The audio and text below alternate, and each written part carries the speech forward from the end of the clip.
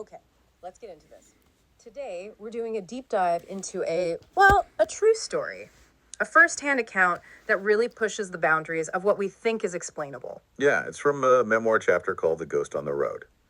The author is Major, retired now, Tariq Mahmood. And it's his own experience, right? Not something he heard. Exactly. His personal story from 1998 happened while he was stationed way out in Baluchistan, Pakistan. Very remote, very rugged place. So our goal here for you listening is to kind of walk through his account with him. Look at the details. What actually happened on this road one night? And maybe grapple a bit with what it suggests. Yeah. About things maybe operating outside our usual framework. The setting sounds crucial. He really paints a picture. Oh, definitely. Baluchistan, he calls it a turbulent land. And this specific area, Kolu, felt especially unpredictable. Like a drumhead stretched too tight. I like that description. Yeah, and you have to picture it. Stark mountains, red dust everywhere, isolated valleys, plus sandstorms, scorpions. And as it turns out, maybe some other things too. Shadows, let's say. Right. He was the wing commander for the Frontier Corps there. Which is like a paramilitary force. Duh. Border security, keeping order out on the frontiers. That's it. Demanding stuff, living in basic forts, barbed wire, always on alert. And you mentioned he wasn't initially spooked by local stories? No, not at all. He heard the usual local whispers, lost spirits, jinns, apparitions. But he was a military guy, focused on tangible threats. He saw it as folklore. Just stories people tell in harsh, isolated places. Makes sense. And these jinns, just for context, in that culture, they're often seen as supernatural beings. Not as ghosts, sometimes other kinds of entities, maybe mischievous, maybe not. Okay, so rational mindset. Focus on the real dangers, but then something happens. Yes. The trigger for this whole thing, September 14th evening. Urgent orders come down. High-level conference in Kuzdar. How far is that? About a 12-hour drive. And attendance was mandatory. He had to be there. Ah, so that's the dilemma. Exactly. Leave at dawn, drive safe, but miss half the critical meeting. Or drive through the night. Across known dangerous territory. Ambushes, rough terrain, everything. Right. To get there on time, he chose the night drive.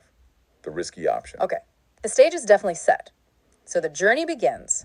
He decides against a big military convoy. Yeah, low profile. Smart move, probably. Yeah. Just one vehicle, a double cabin Ford pickup, no military markings. And who's with him? Small crew.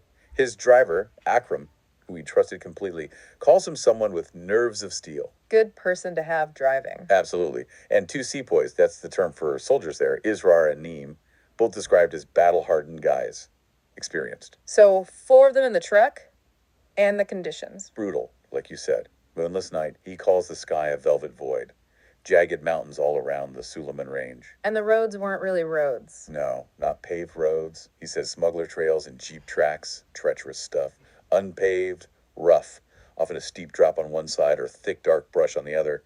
You can imagine, pitch black outside the headlights. Wow, really puts you there. And they're crawling, only going about 25, maybe 30 kilometers an hour max. Yeah, super slow. Yeah, and he notes this really eerie quiet. No other traffic, no villages nearby, not even dogs barking. Nothing. Just emptiness. He says the night landscape seemed to erase all human trace.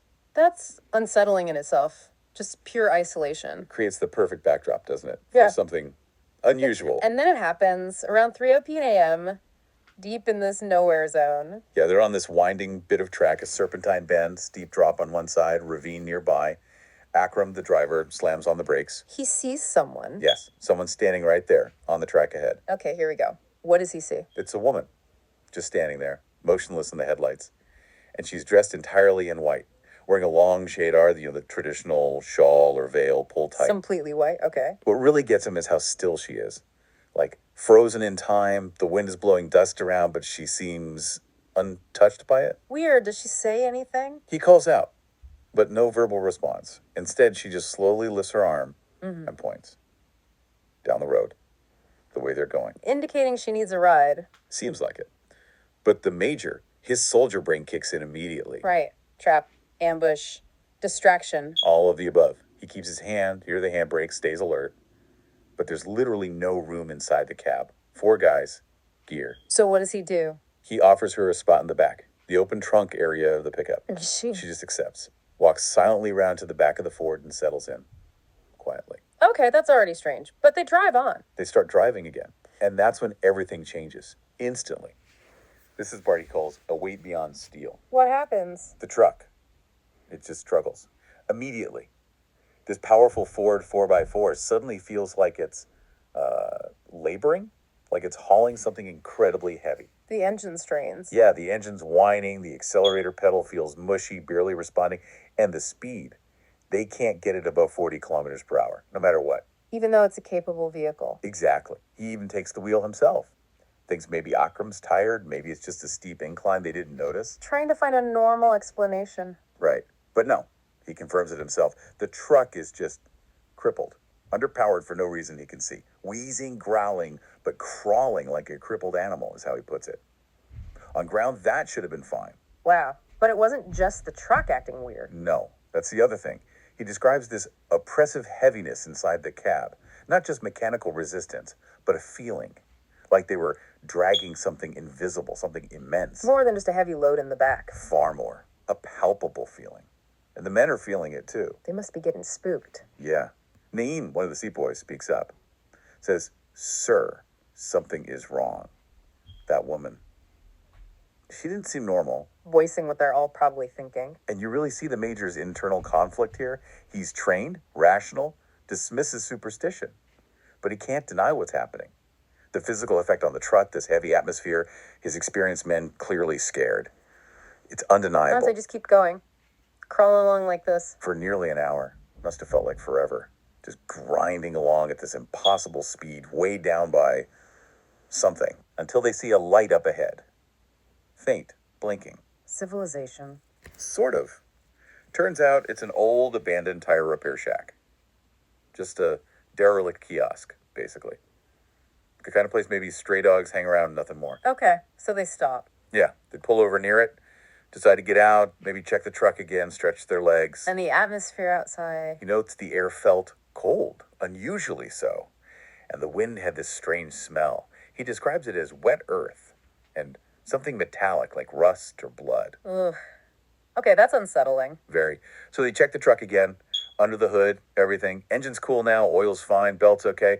No mechanical reason for the earlier struggle. None. Right, when they needed an explanation. Exactly. And then comes the climax of the encounter. The Major turns back towards the rear of the truck where the woman was. Is she still there? He sees her, but it's how she leaves. She doesn't climb out. She leaps out of the back of the truck. Leaps. Yeah, but he describes the movement as totally wrong. Swift, unnatural, like a frame skipped in a film reel. Yeah. Not human movement. Right. Impossible physics. Pretty much. And then, just like that snap, she's gone. Into the ravine. Just vanished into the darkness by the side of the road. God. Instantly. All three men standing with him, Akram, Israr, Neem, they just freeze. Staring. Complete silence for several seconds. I bet. What breaks the silence? It's Israr, the older veteran sepoy.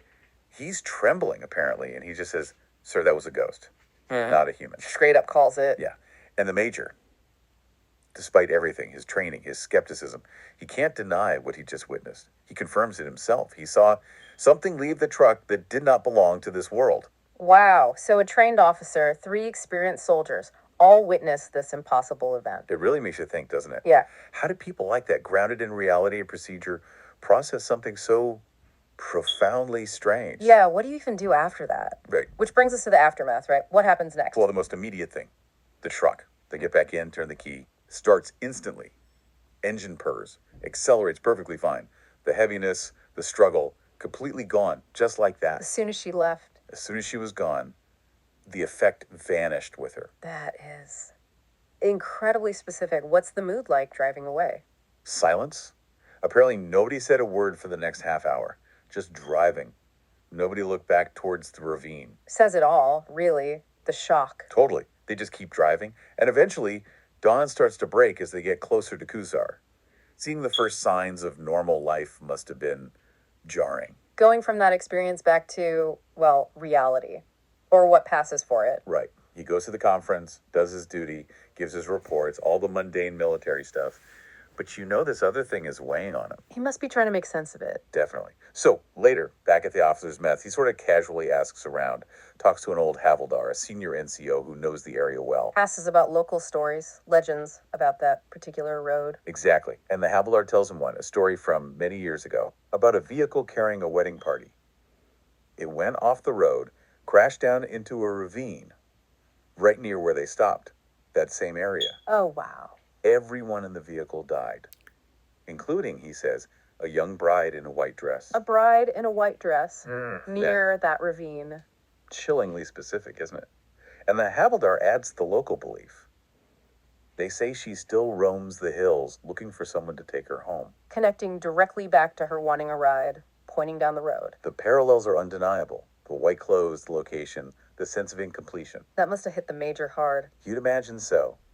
And he does one more thing to verify. Weeks later, he interviews his three men again, Akram, Israr, and Naeem. But he does it separately. Smart, so they can't influence each other's accounts. Right.